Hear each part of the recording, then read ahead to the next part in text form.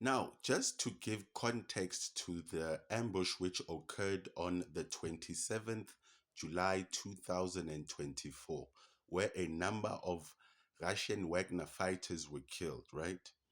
The Tuareg people and the Al Qaeda affiliated groups and ISIS received a lot of weapons, right? Let me not say received. They particularly looted a lot of weapons and stole them from the Libyan government in 2011 after the assassination and the overthrow of the Gaddafi government, right? So the Tuaregs at the time of the Tuaregs, the ISIS and Al Qaeda at the time of the fall of the government only had these weapons, right? Basically, assault rifles, for example, AKs, pistons, they had grenades, right? They had a rocket propelled grenade, which is known as an RPG, right? They also had man portable air defense systems, right? They also received a number of pickup trucks, right? Pickup trucks in South Africa, we call them vans or bakkies. So the Tuareg rebels received a lot of weapons, right, from the overthrow of the Gaddafi government, particularly in 2011.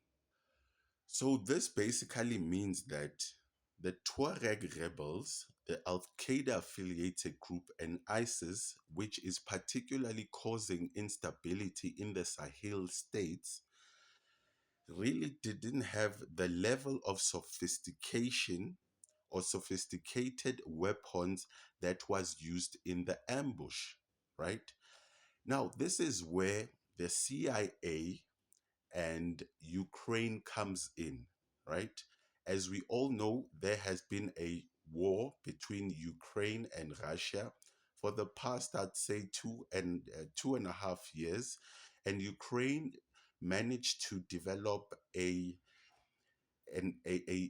what can I say, a very unique skill of developing drones, right, which are used as suicide drones, right, and other drones that they used was for reconnaissance, surveillance, right, and intelligence. So Ukraine, right, and the CIA somehow embedded themselves into the local population through these terrorists, the Tuareg rebels, the Al Qaeda affiliated groups, and the ISIS affiliated groups, right? They embedded themselves and brought with them the skills and the drones, which were basically used in this ambush where about 84 Russian Wagner soldiers were killed. Now, another question that you might have is that how did Russian soldiers, right, particularly belonging to a paramilitary group known as the Wagner Group, how did they end up in Mali, right, and actually being killed? Now, in 2022, the Malian government requested that the French army, right, which was assisting the government at that time to fight terrorists, right? Now, the Malian government requested the French army to leave the country because they did not see any fruits of having the French army there because they were still being attacked and there was no improvement in the basic security of the country, particularly in northern Mali, right? So the government requested that the French soldiers pull out and they requested the Russian government to send its soldiers to help them fight the terrorists that you find particularly in northern Mali, right?